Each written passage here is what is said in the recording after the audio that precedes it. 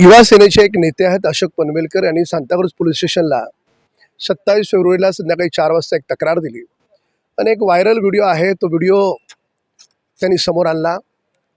त्याच्यामध्ये अतिशय अभद्र शब्दांचा प्रयोग माननीय देवेंद्र फडणवीस साहेबांबद्दल केला आहे आणि पुढे महाराष्ट्रातल्या सगळ्या ब्राह्मणांना आम्ही संपवून टाकू अशा प्रकारची विधानं करत मराठ्यांना बदनाम करण्याचा कुठेतरी प्रयत्न त्या व्हिडिओतून समोर आला आहे. कोण आहे हा व्हिडिओ व्हायरल करणारा? शरद पवार गटाचा नेता जो बारामतीमध्ये राहतो. बरं, ह्याला सोडून द्या म्हणून कोणाचा फोन गेला? आमदार रोहित पवार यांचा. काय संबंध रोहित पवारांचा? म्हणजे रोहित पवारांची इच्छा आहे का जातीमध्ये भांडणं लागावीत?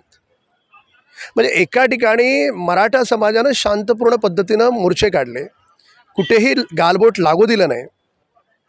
त्याच मराठ्यांच्या एका आंदोलनामध्ये दगडफेक झाली. आता दगडफेक करणारा कोण? तर दगडफेक करणारा हा देखील शरद पवार गटाचा एक आमदार, ज्याच्या कारखान्यात या बैठका झाल्या. खरं आहे का हे? दगडफेक करणारे ते शरद पवार गटाचे कार्यकर्ते होते. खरं आहे का हे? म्हणजे एका ठिकाणी तुम्ही मराठ्यांना बदनाम कराल, दुसऱ्या ठिकाणी असे व्हिडिओ करून तुम्ही जातीमध्ये भांडणं लावाल. मराठा समाजाला आरक्षण मिळालं पाहिजे म्हणून जरांगेच्या सोबत पहिल्या दिवसापासून आहोत, पण मराठा समाजाला बदनाम करण्याचा घाट यांनी घातला.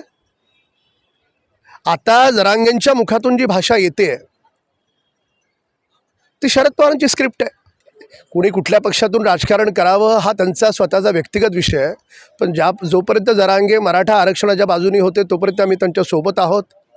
पण आता हल्लीच्या विधानांवरून त्यांना त्याच्या व्यतिरिक्त देखील काहीतरी साध्य करायचं आहे, कोणाची तरी स्क्रिप्ट वाचायची आहे, हे स्पष्ट होतं.